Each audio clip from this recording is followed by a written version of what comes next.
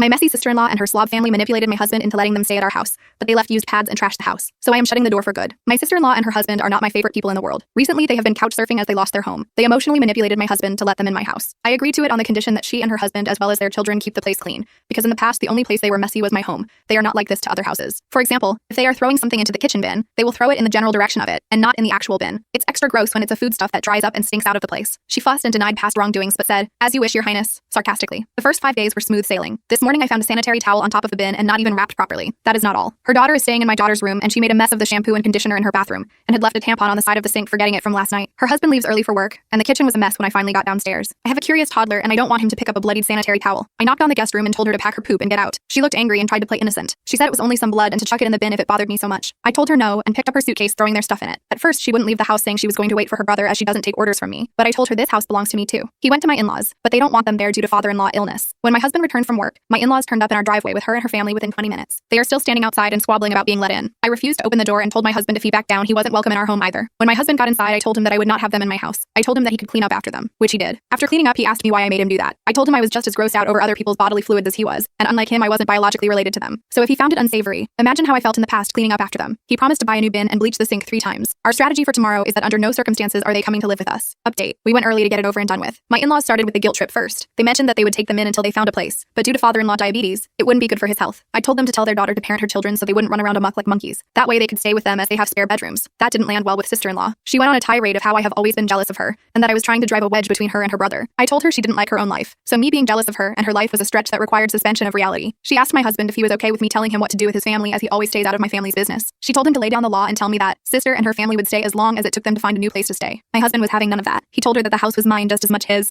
and it was a 2 yes and 1 no deal. Just because I was stay at home now didn't mean that I didn't contribute to buying the house when I was working. They told me to suck it up and act like family. I told them I wasn't there to argue about her cleanliness as I saw what I saw, and her brother was witness to it and had to clean it up. He confirmed that he did and that I wasn't making it up. My sister-in-law slipped up and said, "Why did you clean it up?" to her brother, because according to her, I was meant to clean it up. Either she is the dumbest bitch alive to admit it, or she knows she has the whole family in her pocket. My husband told his niece that she was old enough to clean up the remaining mess, but she said no. Her father jumped in and said, "She is just your niece. She's my daughter. Don't you dare tell her what to do." It got heated between them, so they both had to walk it off. I told her and her husband that the only reason me and my husband were there was to get money back for the bin we had to throw out due to her sprinkling biohazards around the house. She laughed in my face and said it would never happen. I said fine. Hope you realize that when I threw you out, I didn't pack all your belongings. I still had her daughter's Switch, her husband's and her 2 younger ones' tablets, some of her jewelry, and a few other bits and pieces as it all happened so quickly that day. It would all be sold to recuperate my cost. We left, but she was yelling loudly about what she would do to me if I dared to sell anything. Later on, they kept texting my husband to do them one last favor by putting up with her for a few months until she got back on her feet. I told him that no matter what, I wouldn't agree to let her slobby husband and her horde of children back in. They texted me too, guilting me about his niece's education. With no place to stay close to her school, she might have to start at another school if they get a rental that isn't in the school zone. I texted back tough luck and blocked them.